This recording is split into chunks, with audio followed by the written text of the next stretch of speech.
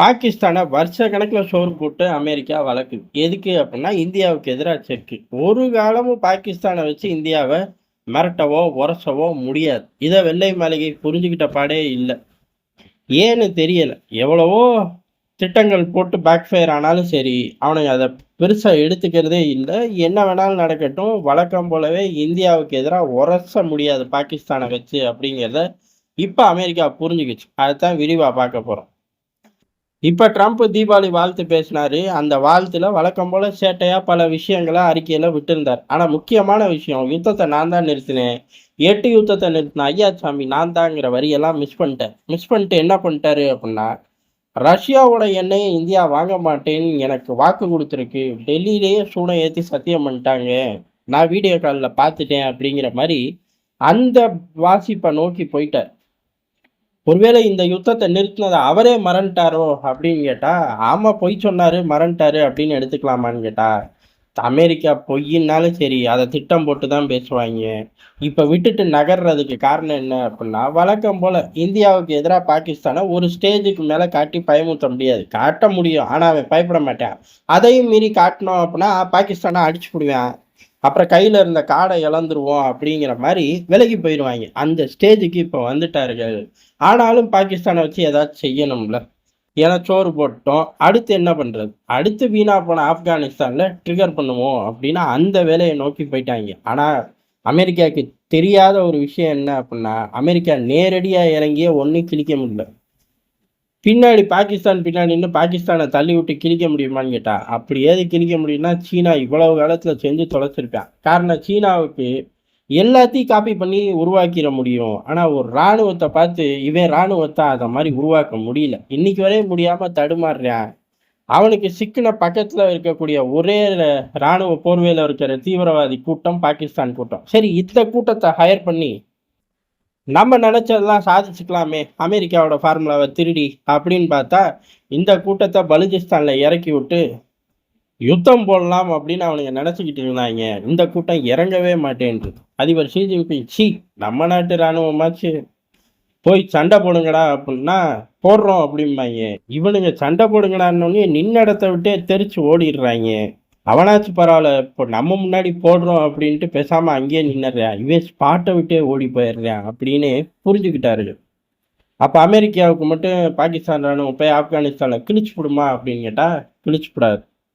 இருந்தாலும் அமெரிக்கா தனக்கு தெரிஞ்ச பிடிச்ச வேலை என்ன? இருக்கிற கூட்டத்தை கிளச்சு போடு. ஜெயிக்கிறதுலாம் ரெண்டாவது. முதல்ல நம்ம பேச்சை கேட்காத பையன் இருக்கானா, அவன் சேரை ஆட்டி விட்டுரு. அவன் கீழே விழுந்து எந்திரிக்கிறான், எந்திரிக்கல, இல்லை அந்த சேர்ல வேற ஒருத்தன் உட்கார்றான், இல்லை சண்டையில சேரே உடைச்சிடுறாங்கய்யா.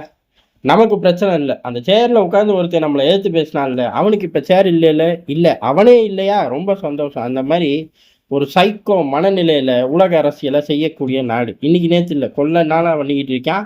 அவனுக்கு தெரிஞ்சதும் பிடிச்சதும் அதான். அவன் கையில உள்ள ஃபார்முலாவும் அதான். இப்ப பாகிஸ்தானை வச்சு அந்த வேலையை இறங்கிட்டார்கள். பாகிஸ்தானுக்கு சோறு போட்டதுக்கு எதையாச்சும் அவனை வச்சு செய்யணும்ல. இறக்கி விட்டு அடி வாங்க முடியாது. பாகிஸ்தான் தெரிச்சு ஓடிடுவான். இந்த வேலையை பண்ணுவோம் அப்படிங்கிறது தான். ஆப்கானிஸ்தான்ல இருந்து தப்பிச்சு போன கவர்மெண்டோட ஆட்கள். அதுக்கடுத்து அங்க நார்மலாவே கூட்டங்கள் ஜாஸ்தி. அதுல ஒரு 2-3 பேர் உருப்படியான டிக்கெட்டுகள் அப்படின்னு பார்த்தோம்னா, ஆப்கானோட பழைய அரசாங்கம் தெரிச்சு ஓடினா அந்த கூட்டமும், நார்த்தன் ரெசிஸ்டன்ட் அது மட்டும்தான் உருப்படி அப்படின்னு பார்த்தோம்னா, அந்த ஒரு கூட்டம் மட்டும்தான் இவர்களுக்கெல்லாம் பாகிஸ்தான்ல ஒரு ஆபீஸை திறக்கிறது. இங்க இருந்துகிட்டு ஆப்கானிஸ்தான்ல சேட்டையை கொடுக்கறது அப்படிங்கிறது தான். இதுல முக்கியமானது என்ன அப்படின்னா, ஆப்கானிஸ்தானுக்காக ஒரு ஆபீஸை திறக்கிறாங்க. எது தாலிபான்களுக்கு எதிரான உள்ள கூட்டம். அதை போட்டி ஆப்கானிஸ்தான் அப்படின்னு சொல்லிக்குவாங்க இனிமே. நம்மளுக்கு வருமோ தலையில அடிச்சுக்கிட்டு சொல்லணும். வேற அடையாளத்துக்கு என்னத்த பண்றது? ஒவ்வொரு தாட்டையும் நார்தன் ரெசிஸ்டன்ட்டு, பழைய ஆப்கானிஸ்தான் கூட்டம்னு எம்புட்டு லைனை தான் எழுதி வைக்கிறது. சரி கிடக்கட்டும். அவனுங்களுக்கெல்லாம் சேரு, டேபிள், ஆஃபீஸு, கரண்ட் பில்லு இதுக்கெல்லாம் பாகிஸ்தான் என்ன பண்ணுவான் அப்படிங்கிறதா. சத்தியமா அமெரிக்கா பிச்சை போடுது. ஐடியாவையும் கொடுத்து அமெரிக்கா பிச்சையும் போடுது. அதனால அவர்களை எல்லாம் கொண்டு வந்து உட்கார வைக்கிறாங்க. அதுவரை ஓகே. அமெரிக்கா காசு கொடுக்குது, கரண்ட் பில் கட்டுது, அடுத்து சோறு போடுது, கே கேன்டீனோட செலவை ஏற்றுக்குது, சமையல்காரனுக்கு சம்பளம் தருது, எல்லாமே ஓகே. யாரு போய் தாலிபான்களை எதிர்த்து நிற்பா? பழைய கவர்மெண்ட் எதிர்த்து நிற்கும் அப்படின்னா, பழைய கவர்மெண்ட் தான் தெரிச்சு ஓடுச்சு. அதுல எதிர்த்து நிக்கக்கூடிய ஒரே கூட்டம் அப்படிங்கிறது நார்தர்ன் ரெசிஸ்டன்ட் தான். ஆனா அவர்களால நார்தர்ன் ரெசிஸ்டன்ட் அந்த அவர்கள் பகுதியில நின்னு விளையாட முடியுமே ஒழிய, என்டயர் ஆப்கானிஸ்தான்ல எதிர்த்து விளையாட முடியாது. அப்ப எவ்வளவு தூரம் இந்த திட்டம் கை குடுக்கும்னு தெரியாது. ஆனா ஒரு ட்ரிகர உருவாக்கி வைப்போம். இப்ப என்ன கெட்டுப்போச்சு அப்படின்னு அமெரிக்கா செய்யுது. பாகிஸ்தான் மூலியமா பண்ணுது. இதுல வேடிக்கை என்ன அப்படின்னா, பழைய கவர்மெண்ட் தப்பிச்சு போம்போது பாகிஸ்தானோட என்ன மாரி உறவு இருந்துச்சுன்னா, ஒண்ணும் சுமூகமான உறவு கிடையாது. நார்தர்ன் ரெசிஸ்டன்ட் மட்டும் நின்னு போராடுனாய்ங்க பயப்புள்ளைக. அமெரிக்காவாகட்டும், ரஷ்யாவாகட்டும், ஒரு பயப்புள்ளைகளும் அவனுங்களோட நிலப்பரப்ப பிடிக்க முடியல. காரணம் மலை சார்ந்த பகுதி, சரியான ஒரு லொகேஷனு. அப்படி ஒண்ணும் யாராலயும் உள்ள புகுரவே முடியாது. ஆனா அமெரிக்கா, ரஷ்யாலாம் வரும்போது பெரிய அளவு அவர்களுக்கு ஏர் டிஃபென்ஸ் சிஸ்டம்லாம் இருந்துச்சு.